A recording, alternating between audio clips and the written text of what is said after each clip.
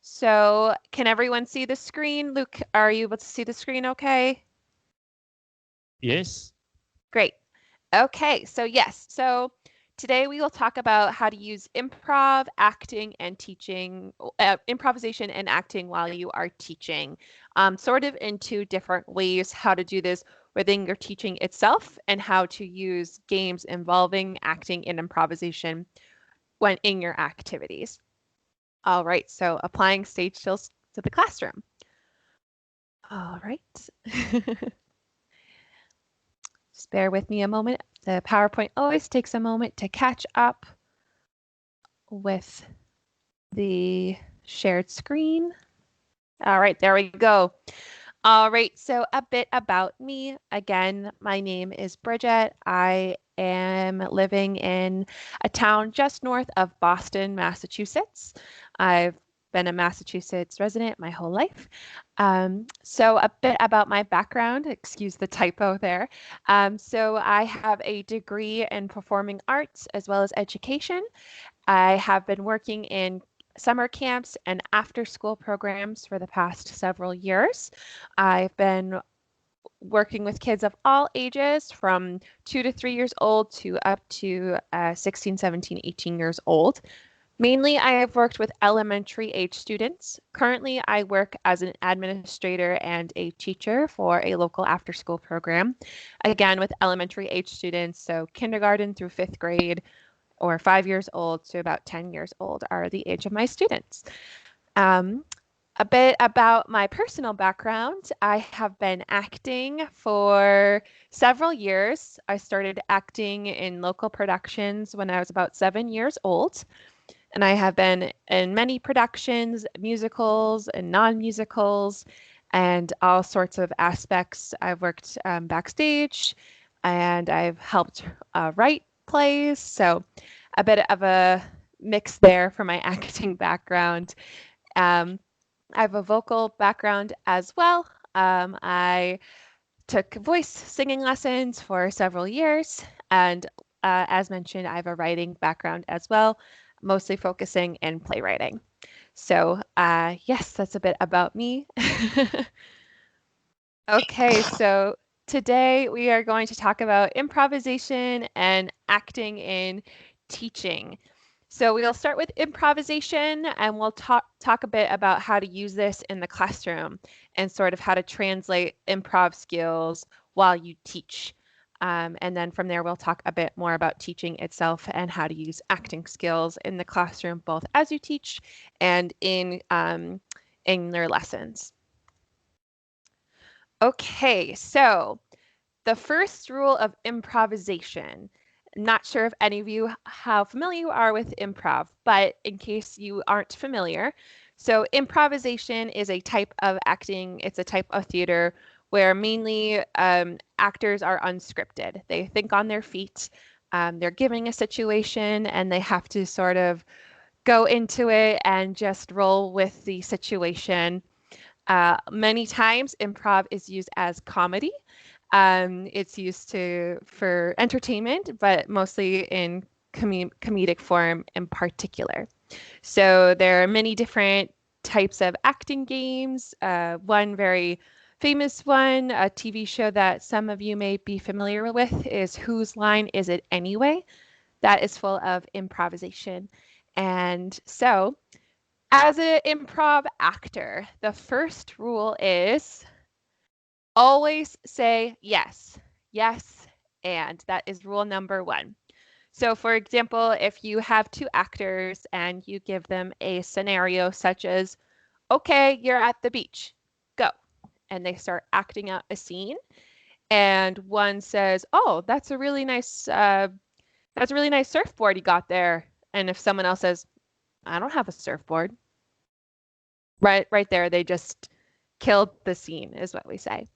So instead of saying, oh, yeah, I got this surfboard and sort of making a joke or continuing with the dialogue, that is more what an improv actor should do. So, how does this apply to teaching? So, sometimes we are thrown curveballs as teachers. Sometimes something happens and it is sometimes better to roll with it and say, okay, yes, and what else? And sort of use this as a way to pivot and help students learn. So for example, I had a student the other day come into after school program wearing a sweatshirt that zipped all the way up over their face, and it was the appearance of a popular video game character from this video game called Minecraft. And all the students were so amused by this sweatshirt. And it would have been very easy for myself or the other teachers to say, oh no, take that off. It's a distraction, which it was at first. But, in that moment, we sort of let the kids have this enjoyment, have this fun. And as we were doing roll call and taking attendance, saying, oh, okay, Johnny, Jimmy, Anne, okay, go ahead. Instead of saying this child's name, we referred to him as the video game character, which everyone seemed to enjoy. So that is just one small example of saying, okay, I'm going to take this and I'm going to move on with it. And there are those moments where if you were to say, oh, nope, you can't do this, no, no, no, it kind of halts them and it might create more of a tension or more of a battle than you need in that moment. But sometimes just saying, okay, all right, I'm going to take this, I'm going to spin it, and I'm going to move on. That'll help just the flow and create an altogether positive environment for you and your students. Okay, so even more so, how to apply the yes and improv rule to teaching. So sort of just like we said just now, being open to possibilities, fostering creativity. This child was so immersed and excited about portraying this character, as similar to how children get excited wearing a costume of sorts.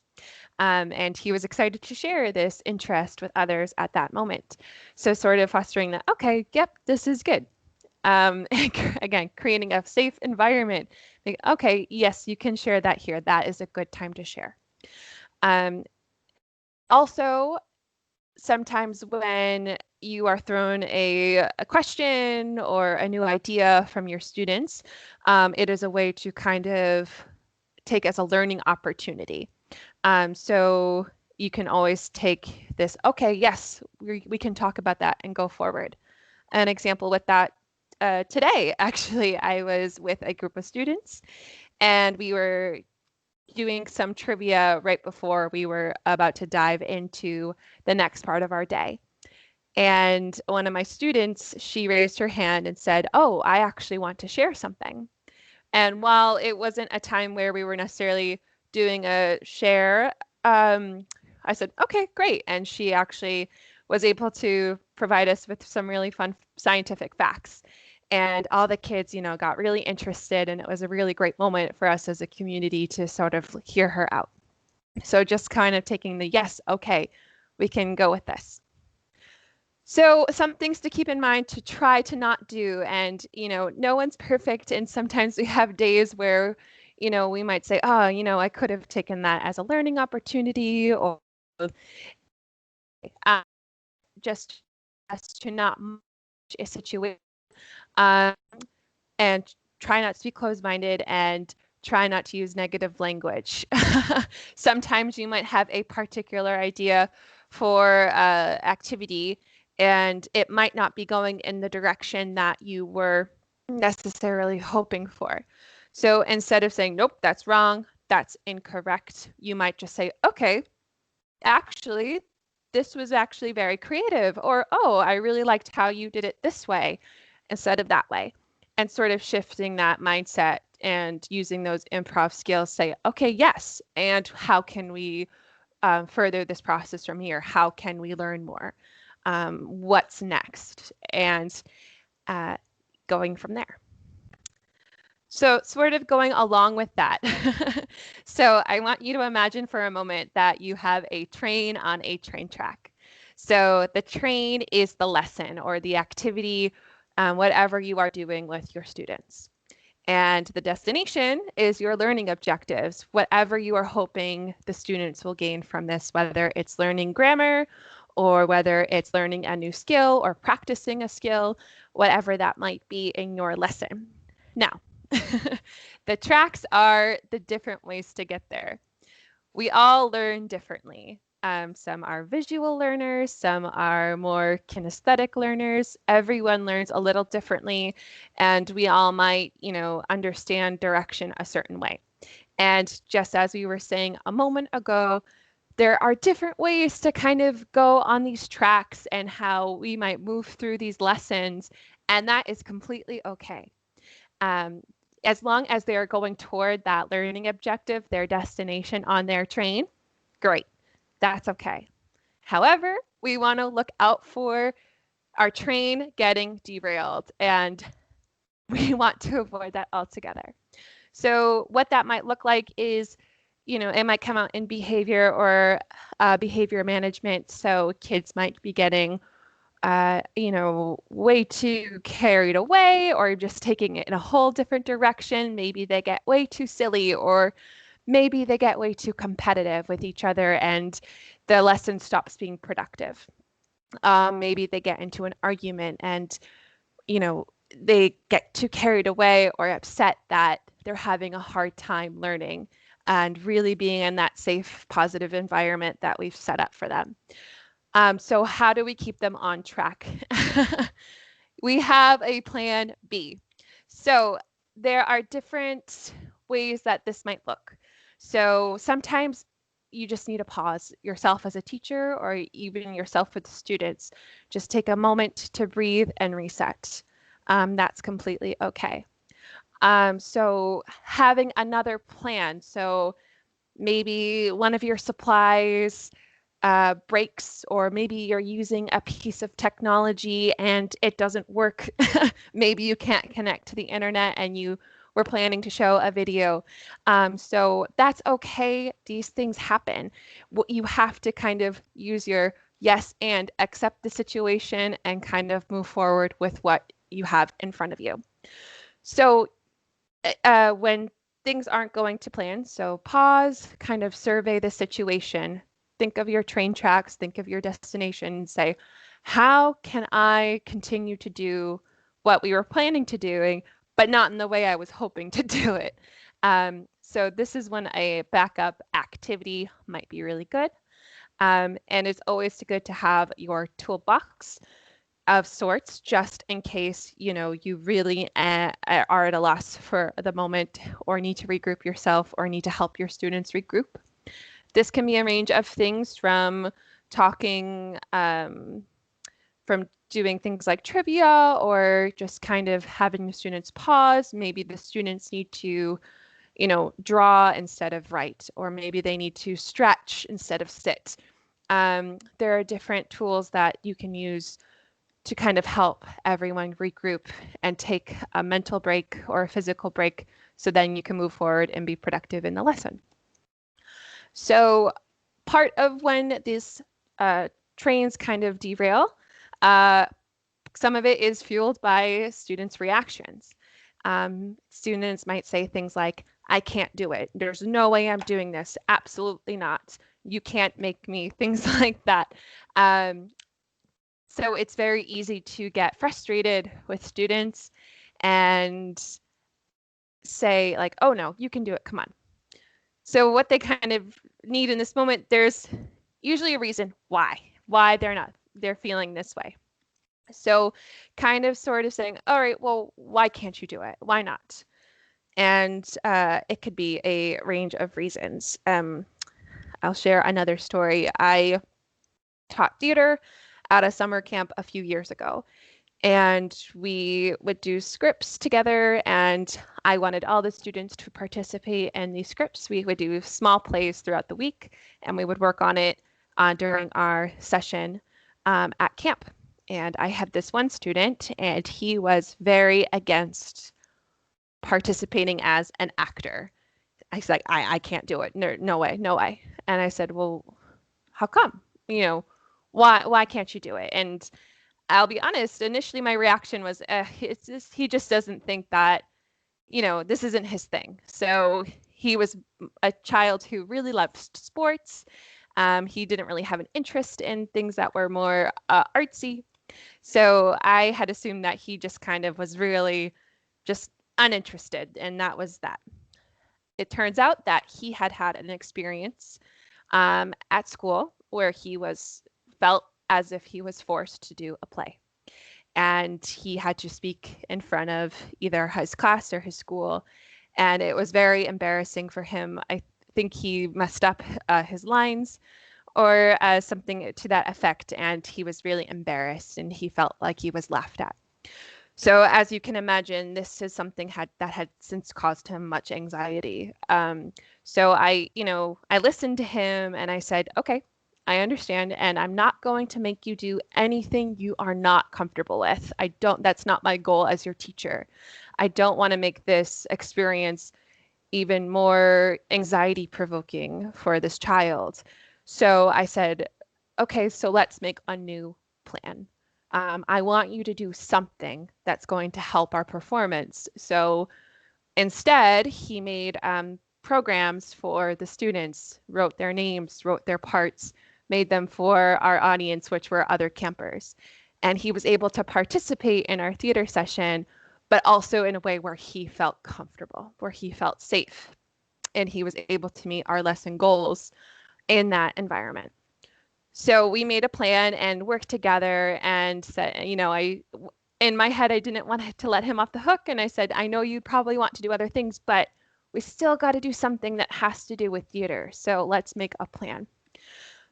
So having that conversation with him and really understanding where he was coming from was huge. Sometimes children will be they just don't want to do it. And sometimes they are feeling stubborn, and sometimes you do have to give them that push in that direction to really get them to try it. Nope, yeah, I want you to give it a shot. And sometimes they just need that little nudge.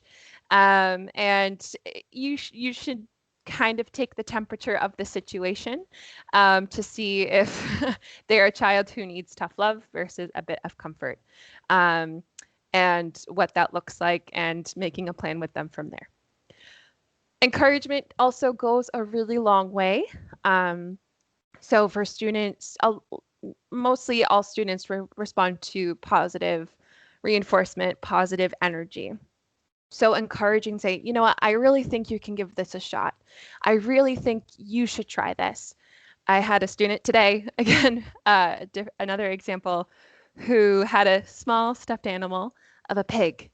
And he said, oh, I made a telescope for my pig, but I also want him to have a pirate ship. I said, okay, great. Make a pirate ship. Let's go over to this table. We have some different, materials. And he, lo and behold, went to my coworker and said, well, you should make the pirate ship for me. And I said, oh, no. I want you to try to make the pirate ship yourself. And sort of worked with him and got other older students who were around to really help him out and help him kind of piece those puzzles together. And how can he do this, even though he thought, there's no way I can do it. I want someone else to do it. We said, nope, we're not going to let just anyone else do it. You have to help. Why don't you get involved? So sort of taking those curveballs and pivoting them and using that yes and to push them in the right direction to get what is best for the student. Okay, so with that, we're going to go into more about specifically acting and teaching. All right, and we'll start it off with a quote by the William Shakespeare. All the world's a stage, and all men and women merely players. They have their exits and their entrances, and one man in his time plays many parts, his acts being 7 ages. So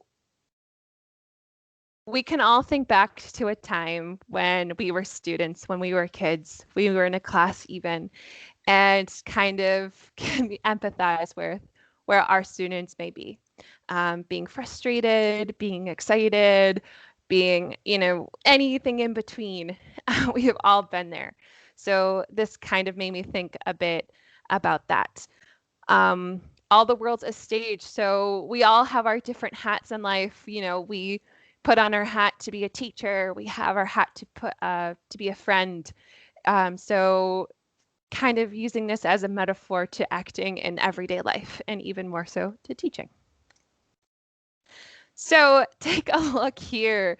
Two images that have many difference but many similarities as well. The one on the left is what an actor would see in a full house of people. And on the right is what a teacher would see in a classroom full of students. So a lot of eyes on you, listening to what you are saying and doing and taking in your energy.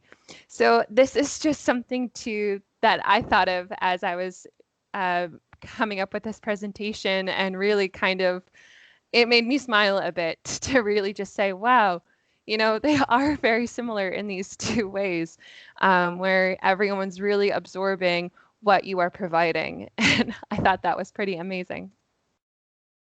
So while someone's looking at you, your students, they are really taking in you as a teacher and what you are providing.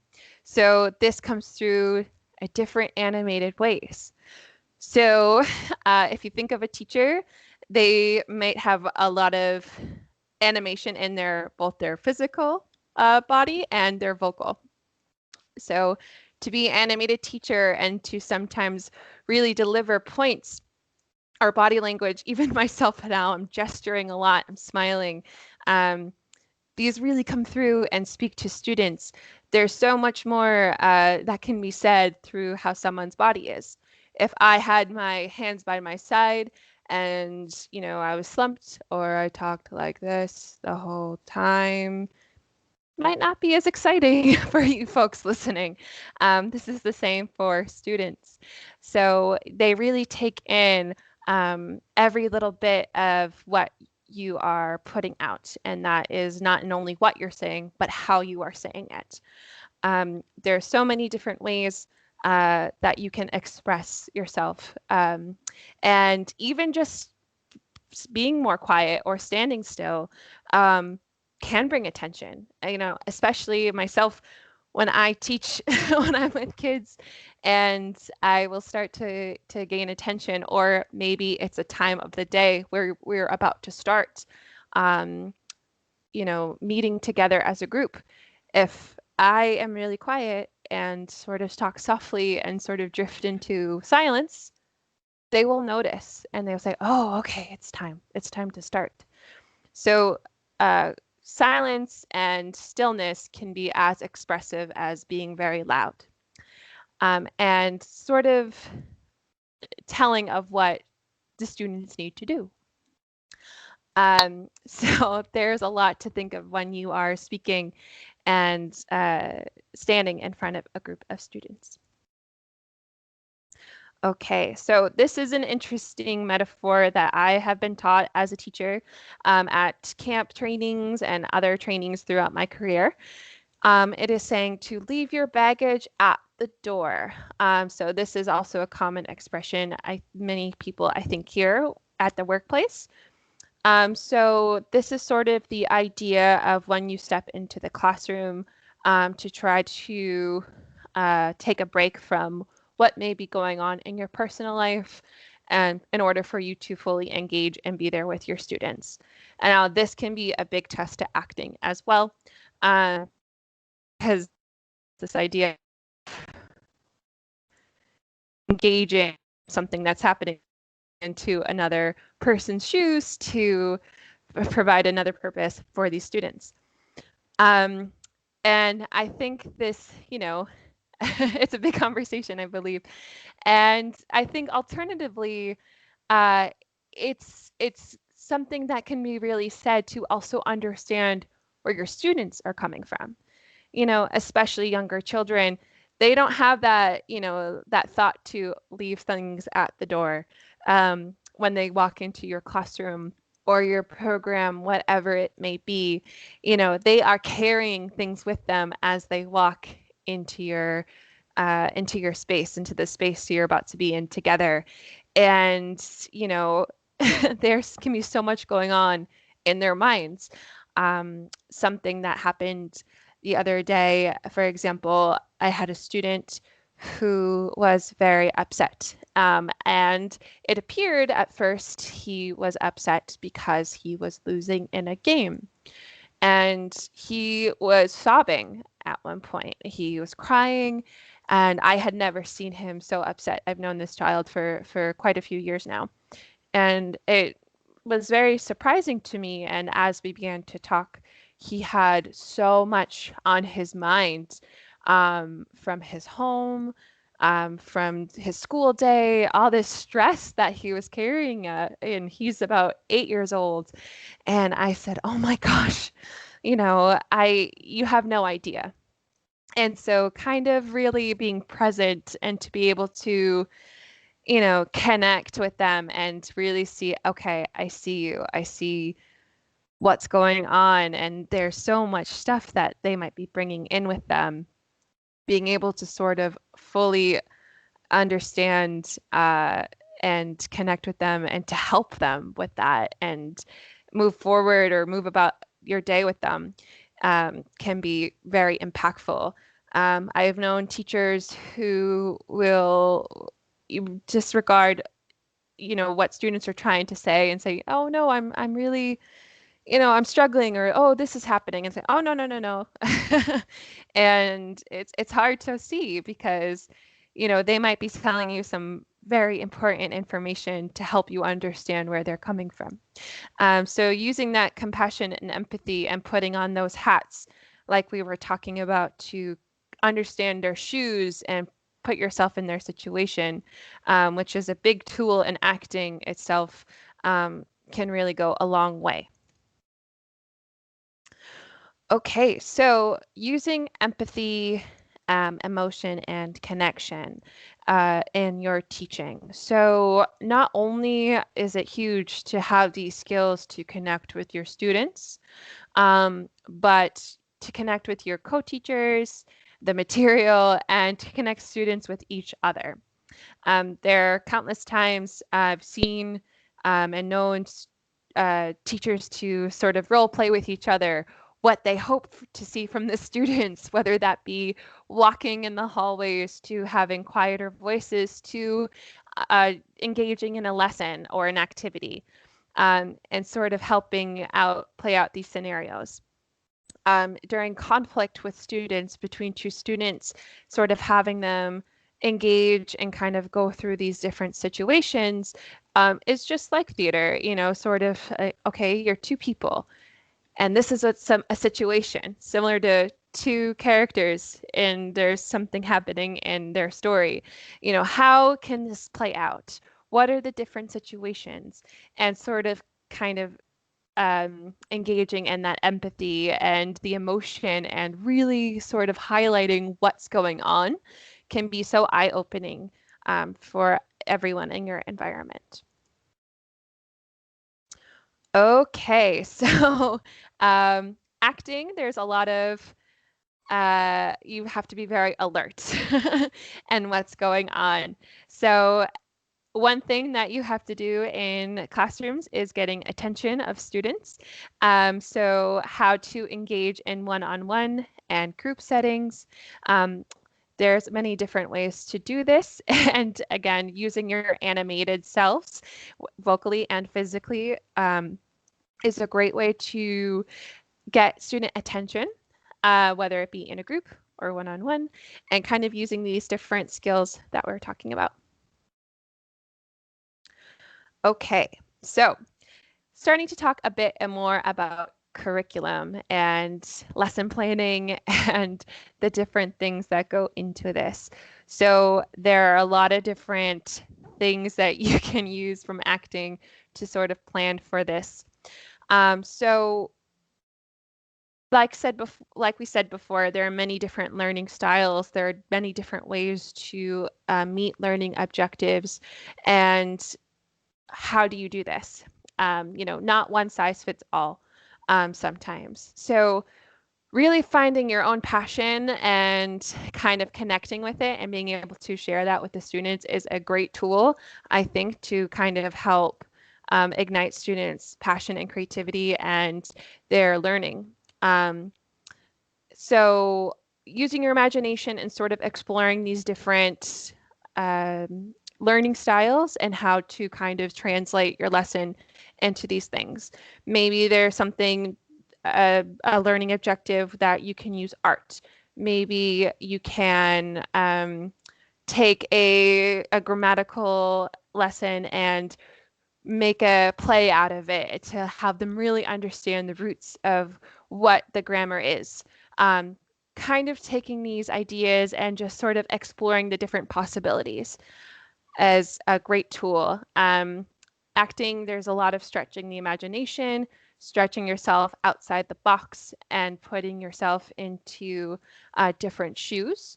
And sometimes you need to put yourself in the shoes of your students and saying, okay, what's going to help them in their worlds as they're moving through it? How can I help them? So one great tool that we all may know of is role playing. I sort of mentioned this before. This can look many different ways. So sometimes you need to set an example of what you are hoping from the students, or to even communicate what you'd like the students to do in a lesson. So yourself and another teacher may act out together what you are hoping they do, or what to expect from them, or what you don't want to see from them. So this can be spontaneous or it can be planned. You can always talk to coworkers and say, hey, I was thinking about, this particular subject or this particular thing. What do you think about showing the students an example by role playing it with each other? And sort of stretching out those ideas. Alternatively, you can also do this with students. So for example, you might call up a student and say, hey, I'd like you to just act as yourself, or maybe act, like you are really curious, or whatever it might be, and sort of kind of having that role play together, which, creates a lot of fun and is very engaging for the other students to see that play out with one of their peers and their teacher. Activities as well. So in teaching English especially, writing different role plays for students can be a fun way to practice their speaking skills and listening skills especially, as well as putting emotion into the words, and to really understand where someone's coming from.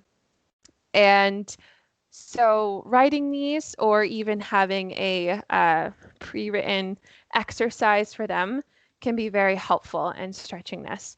Also, for students who are more advanced, to write different scripts might be a great exercise for them to practice their writing, and to have other students perform. It creates that extra level of passion and engagement. All right, so there are many different ways to provide acting in your lessons. So where do you find these materials? There are many places. I know there are many resources that are on the internet, or different books, for example. Personally, I enjoy writing my own materials. I find that when I am searching for materials, it doesn't always quite fit into what I'm looking for in my lessons. So I love to write my own. So in playwriting, just a sort of glimpse inside there, one thing that I think of when I am writing a script is, how do people talk? And, push yourselves when you're out, at a restaurant, or even in the halls of a school or your workplace, listening to how different people might talk, because we all have different ways of speaking and understanding information and conversations. So kind of using those authentic moments to translate into your materials. And sort of combining that with lesson objectives, making sure it's appropriate for the students and not too long or too short, and really sort of stretching your own mind and putting it into what you are teaching. Again, authentic materials. Another great tool is to look on at movies or different TV shows, or even clips of different materials on YouTube to really listen, or for have students watch these characters and what you're learning about, and really kind of so they can see and understand, oh, okay, now I understand. I'm sure we've all been in a class where we've watched a movie or something of the like to kind of add to the lesson, and it provided that much more information for us. So using those authentic materials would be great as well. Student written. So students love to create, in my experience.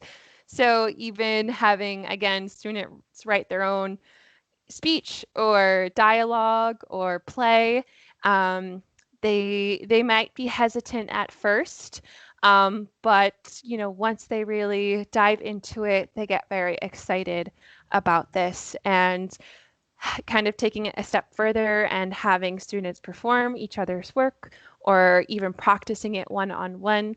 In I think most camps or programs I've worked for, that is something that is always in common with each program, is they love to kind of create and perform their own passions, what they've created. Another exercise that is great in lessons is to create exercise where they fill in the blank. So whether that is a script and there's a few sentences or a few words and they have to fill in the sentence, something similar like Mad Libs, something like that, where they sort of stretch their imagination but have that guidance at the same time, is a great way to sort of stretch that imagination and use acting skills into a lesson. And lastly, not all acting uses words. So in some of my lessons that I've done with Luke, we've talked about this a little bit as well. So sort of helping them understand a part of a dialogue by having them, okay, show me how this character was feeling. Show me what surprised looks like. Show me what sad looks like. And sort of having them stretch out these emotions.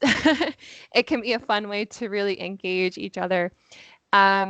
There's another favorite game I have where, students might pick out a emotion or a feeling from a hat or a bowl, and they will walk that way.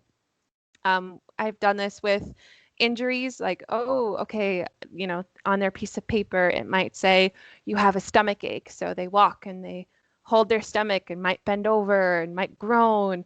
And students will say, oh, it's a stomach ache. Another example is picking a word out of a hat, and it might be, okay, you're really angry. So a student walks around with a furrowed brow, stomping, huffing, and students are like, oh, they're angry.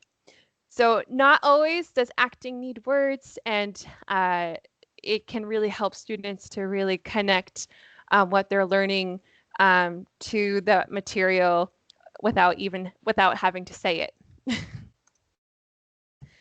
Okay, and another quote, acting professor said this to me: acting is reacting. So kind of thinking about all the pieces here as teachers, or even putting into our lessons, acting is reacting. So it's not always about what you are performing, if you will, what you're putting out there, but how you respond.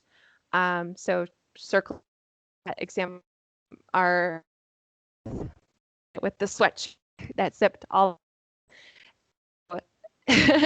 It would be a much different reaction, a much different situation if one of the teachers, myself included, said, oh no, you put your sweatshirt away, no way.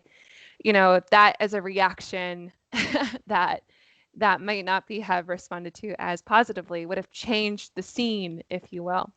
But saying, oh, okay, let's shift, let's kind of move about this way, kind of helped develop and foster, especially it was the start of our day, kind of setting the scene for the rest of the afternoon of, okay, we're going to go with this. We'll flow with it. And if it had kind of gone off the tracks, if you will, if it had gotten a little too crazy, or if students were, for example, this didn't happen if students were tugging at, this child's sweatshirt and said, give me a turn, that would have been a different, okay, we're pausing, let's regroup, reset, go forward.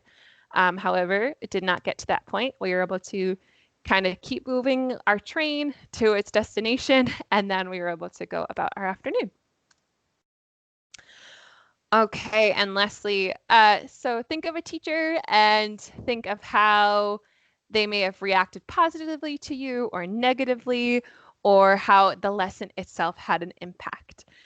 So, even in conversations with friends I've had throughout the years, a lot of times they will have, oh yeah, do you remember that lesson, where we acted that, piece out? Or even in history, I think this was a friend of mine talked about how there was a time where they did a lesson where they had to lie on the floor to represent a historical event.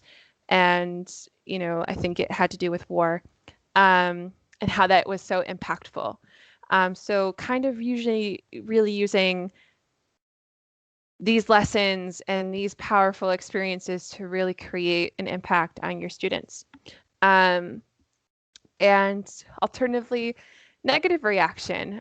So students will remember how they felt after interacting with you. I'm sure we all have had teachers who we think back and we're so fond of, oh, yes, they were such a great teacher because of how they made you feel or how their lessons made you think. And also, there are teachers that did the opposite. They did not make you feel good, or you didn't feel like you learned much. So, kind of thinking of the reason why and stretching it a bit further and connecting those dots and translating it into your own teaching. Okay, and with that, I'll come back. I'll stop sharing my screen.